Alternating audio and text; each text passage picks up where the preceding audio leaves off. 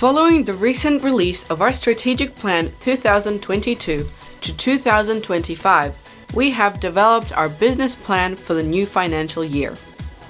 This plan will guide the organization's work over the next 12 months, setting the actions and goals we would like to achieve in this timeframe. We're excited to see this plan turn into reality and are already working hard to deliver on what we have set out to achieve. ARCC management met with the Ministry of Social Development's Regional Commissioner Mark Goldsmith on 30th of March. This was a great opportunity to connect with MSD with discussion around employment, housing and food.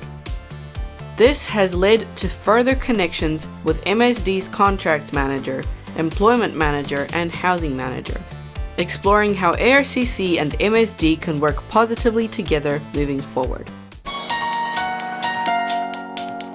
We had a small get-together at Cornwall Park, where we discussed the future of the Women Leadership Network group.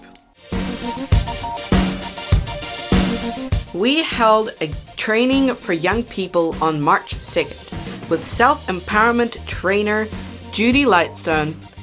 It was well received and people requested to continue the training, so there will be more to come.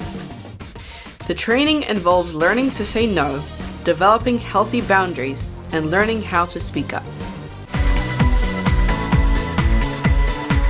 Through our community support service, we support resettled community members with social concerns that they are facing across a range of issues, such as housing, education, health, and WINS social support. As a team, we have recently put together our Community Support Service Development Plan, and will be bringing the plan forward moving forward.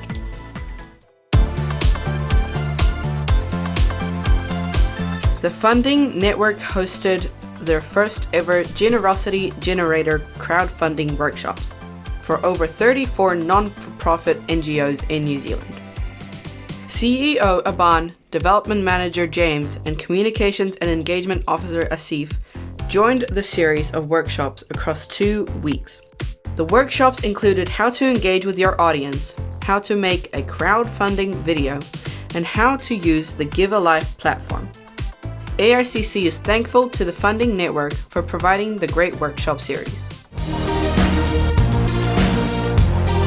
In early April, CEO Aban and Development Manager James met with Ethnic Relations Officer Aptin Karimi and Rob, who has just left this post to become a Youth Relations Officer with New Zealand Police. The visit was an opportunity for Aptin to be introduced to the ARCC team. On 26th of April, James and Community Support Coordinator Knin Puent met again with Aptin to find out more about how New Zealand Police can support community members when they need support, such as in cases of harassment, cyberbullying, or family violence.